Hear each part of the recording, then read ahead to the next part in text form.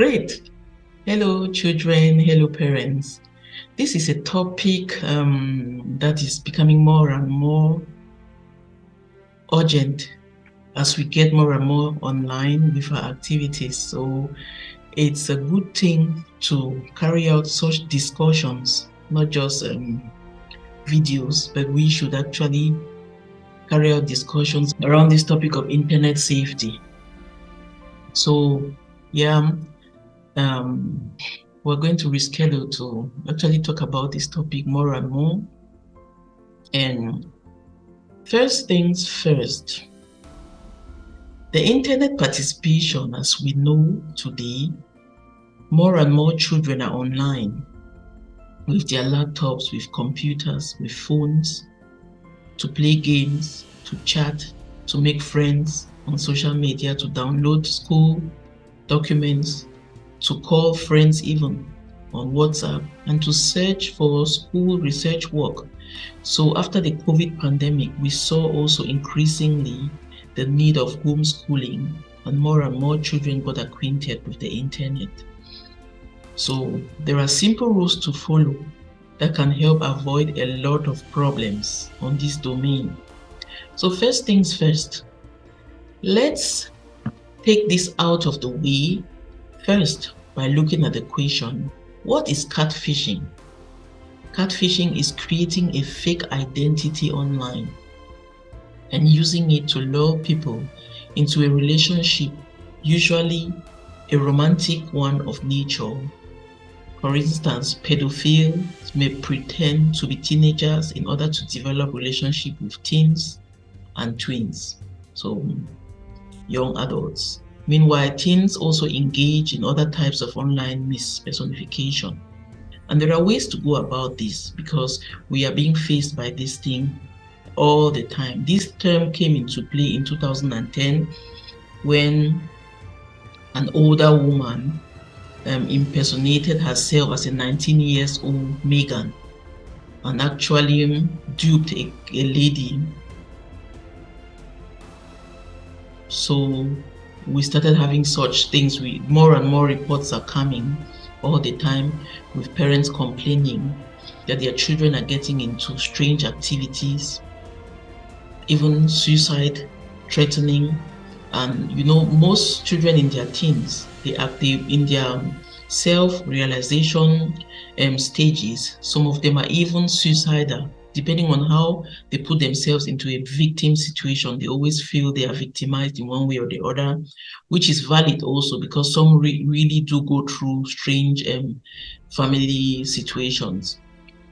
Yet we should watch our children and see when there is a change in behavior, because catfishing is becoming really very prominent online. There are fake profiles, and mostly you see some characteristics of these people. They will always have one profile picture that they've never changed for years, or they never want to engage in a call or a video talk and stuff like that. Yet at some point they will want to meet you personally, or they can demand for money or stuff like that, or make you to start putting up pornographic pictures of yourself, just stuff like that. So to actually, if you suspect there's something going on and there's a profile picture in play, you can go to any browser on your computer and type in Google reverse image search, and a new panel will come in, search panel. So you can just pull their profile picture into this space, drag it there, and you see what information could be provided for you. If it's really verified that this is a wrong impersonification, please do not unfriend them without reporting. So the first thing to do is to copy and save all your communications as proof, and then you report both to the social media and to their social media provider, and then the police, and your account could be the account that will be used to finally catch them. Now, let's look at these three main building blocks when we're talking about internet safety. We are talking about our reputation, present, future, then the cyber attacks, and then there are health protection reasons behind too. For our reputation, the main word here is trust. We are never 100% certain who can access or see what we are doing online. So it is something to actually think quite well before putting anything online. We do not post what will make our parents, our grandparents, our siblings, our future children not proud of us. So whatever we want to post, we should make sure that in 2 years' time, in 5 years' time, in 10 years' time, we could still be happy with what we are loading online.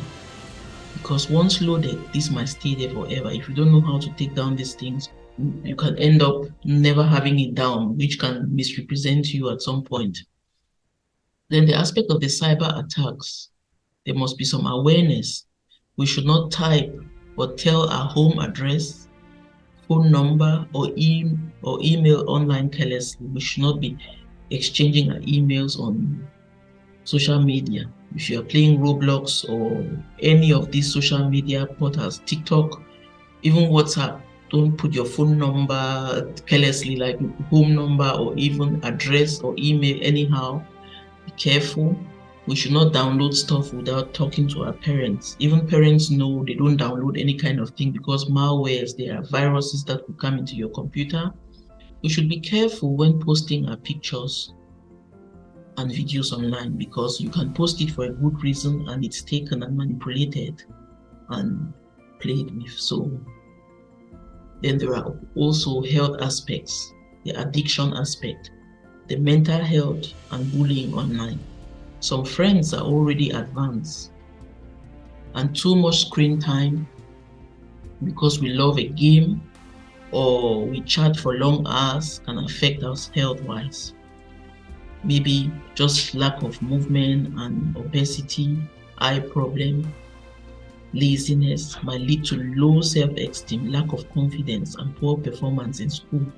So let's get on and see what we have, other aspects around keeping safe on internet. Now, the internet, if we have an email address, we do not open just any email we have. When we receive an email, we don't just open it without checking who is writing. Now we have even the spam folder that helps us to actually sort out mails. Yet, the ones that succeed to come into our inboxes, we should make sure we don't open them anyhow. We should pay attention to recognize the sender's address and the title of the message. We do not sign up for just any kind of stuff without permission from mom and dad. We inform mom and dad about internet bodies. And if they want to plan to meet up with us, we should really be transparent because it is paramount to safety. And then we inform mom and dad about any form of bullying or strange activities online with our siblings and ourselves. We keep our identity secret by all means at all times, as long as we are not adults, primarily to enjoy a peaceful childhood.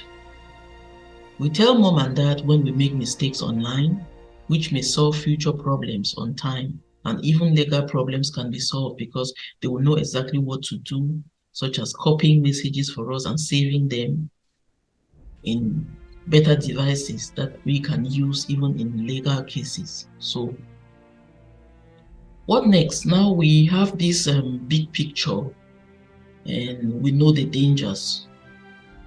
We want to make sure there are some safety things we have to do. For example, our passwords should be secured first of all. Our wireless LAN, our Wi-Fi should be secured. We'll look at how to secure them.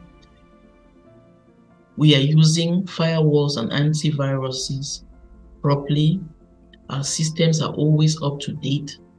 We understand the difference between Wi-Fi and cellular safety. We understand VPN and its benefits too.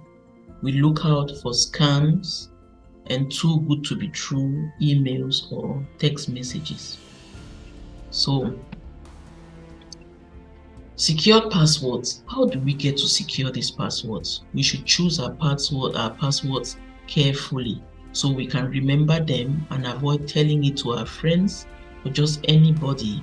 Apart from dad and mom, if really necessary, if we're in the age where we need to tell, we have to tell. It's always good to even have a small physical book or a paper that you keep somewhere for yourself. You can jot your password there for you, yourself alone. Hide it somewhere that you can always refer if you happen to misplace it or forget it. We should renew our passwords regularly, like every 6 months. We should not save our passwords in our email address, in our emails, chats, or send them as messages. We always sign out and never leave our computers or devices unattended, because anything can happen. This can sound very paranoid, but it is very important to be safe than regret. Strong passwords. When we want to have good passwords, there are some passwords that we can use and there are some passwords that are not advisable for us to use. We should mix upper letters and lower cases. We should mix numbers like 1, 2, 3 and symbols. 8 to 9 characters is always best. Different passwords for different accounts. Our school account, our email address, and Facebook accounts should be different. Password recovery question should also be something we can reconcile with. Password recovery questions, and keep a journal. This is just a small paper, a small book that you keep it private for yourself, like your diary. And you can put school password, you just jot it there, email, Facebook, and keep it in a safe place that you alone know. Make sure you keep it, because people who love you around you, they will respect your life, your diary and stuff like that. There are some things that you should not be using when creating your password. You should avoid using your name, your address, your school or phone number. You should avoid reusing passwords we should avoid using passwords we have used before for the same account.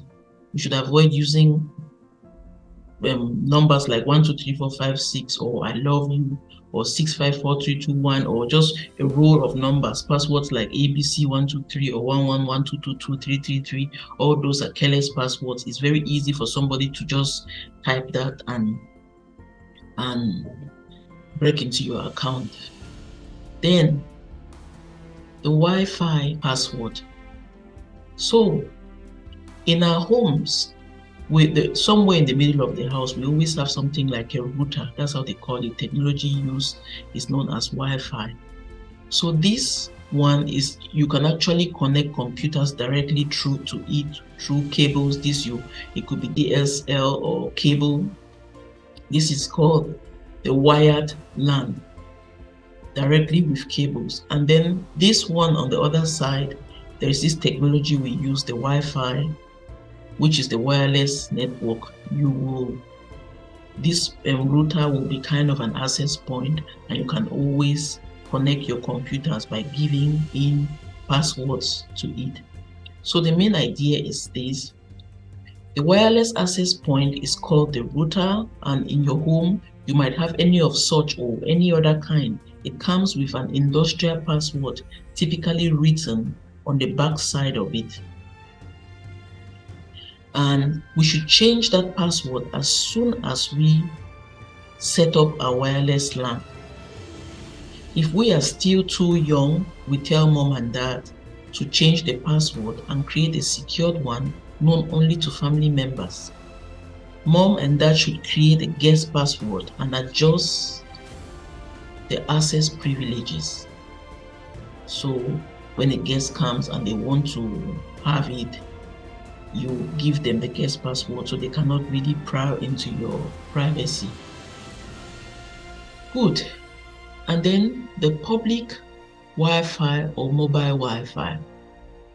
You will have something like this hanging on poles outside of hotels or stuff like this. Public Wi-Fi is generally not very safe. At the airport, for example, since we do not know who is watching, it's good to have a fast connection to say one or two things, to say where you are, it is advisable to do it as fast as possible and leave. And the pages you generally access when you are doing such, when you use this mobile Wi-Fi, we should watch out for this lock here, HTTPS, just to make sure the page is a safe page. So we should generally look out for the lock sign. And then firewalls and antiviruses. We can secure our internet device in different ways. These access points, or even our own computers. And for our home PCs, the firewalls and antivirus could go a long way. The main function of the firewall is to monitor all kinds of incoming threats and will not allow suspicious data to come in. So it's working on the outside, yet the firewall cannot protect the computer from the inside threat. So if there is already something going on in there, there's no way your firewall will help you. It will only help you to put a barrier like a fence and to protect you from any threat that is coming. You know, some systems are not 100% sure, so one or two things will still come in. Then on the other hand, the antivirus is a software that scans viruses and malware on both internal and external interfaces. So if the computer is already affected by virus, it could scan and isolate the problem, yet it cannot protect the computer from other threats. It is advisable to use a paid version of antivirus and avoid the unpaid ones. Both firewall and antivirus are very essential for the PCs. Then updating our systems. Every Windows user is definitely familiar with the Windows Defender. This is Microsoft's built-in protection against cyber threats. Previously, it was known as the Microsoft Security Essentials. Updates can prevent security issues and improve compatibility and program features. Software updates are necessary to keep computers, mobile devices, and tablets running smoothly, and they may lower security vulnerability. Data breaches, hacks, cyber attacks, and identity theft have all been in the news, so it is essential to be aware of the dangers, to be in the position to protect our computers. Then the safety of the Wi-Fi versus the cellular. We know the difference. The cellular networks are based on mobile phones, devices using cellular signals to connect to the internet. Wi-Fi, on the other hand, uses radio frequency waves to provide high-speed internet access to connected devices. So cellular networks are based on mobile phones. We call it mostly data, and use networks spread all over the wild area. Generally speaking, it's cheaper and a good idea to use Wi-Fi on your phone instead of cellular data whenever possible, unless you are conducting financial transactions and Wi-Fi security is an issue. So if you are doing financial transaction, the cellular network is safest because they are really configured, taken care of by the provider. So cellular networks are more secure than public Wi-Fi or unsecured home Wi-Fi due to the use of encryption, which is why when accessing private information using your mobile device over the cellular connection is a better choice. For example, if you are doing banking or anything concerning money. Virtual private network, that's the VPN. Another security aspect is having a virtual private network, VPN. This is an arrangement whereby a secured, apparently private network is achieved using encryption over a public network, typically the internet. A VPN connection disguises your data traffic online and protects it from external access. so nobody will know exactly where you are. It's very easy today to actually pin down somebody's IP number to know where the person is writing from and stuff like that. So VPN ensures secure data transfer and disguises your location. Ask mom and dad to look into VPN offers if they do not mind for an internet security at home. There are cheap offers that you can really get, but it's always good to look for the paid versions and secure the Wi-Fi at home separately. Then, positive effects over internet barriers. Through social media, teenagers are able to meet new friends from faraway cities, distant lands. Communicating with individuals from different cultures can help teenagers become more sensitive to cultural differences, and it opens up perspectives for them and a level-headed mindset. So times are changing and we should make use of these opportunities. Yet we still know we should be careful when enjoying these positive aspects.